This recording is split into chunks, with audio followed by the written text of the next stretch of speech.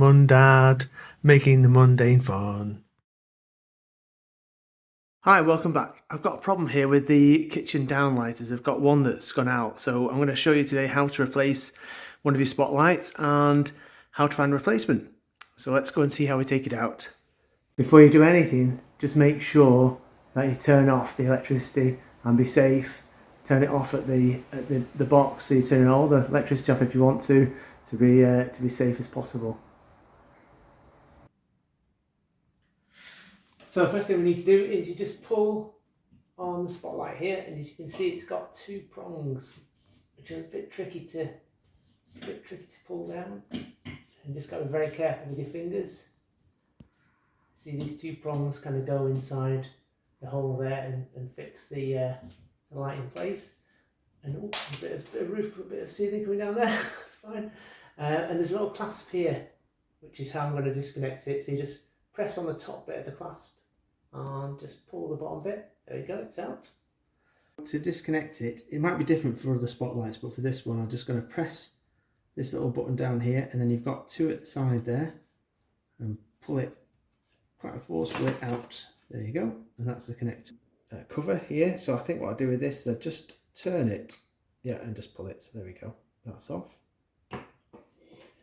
And I bought a replacement. I just took the old unit to a shop and asked them for a replacement, basically. So that's the easiest thing to do. Take it out, take it to the shop you want to get your replacement from. Hopefully they'll be able to stock it for you and be able to provide it. Here's my new one. So I'm just going to put the chrome cover back on. So I'll just place it on and then just turn it, and that's fixed in place.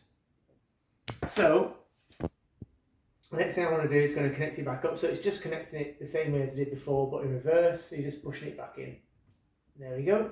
Okay, and then the next thing you've got to do is just make sure the wire goes inside the little hole there.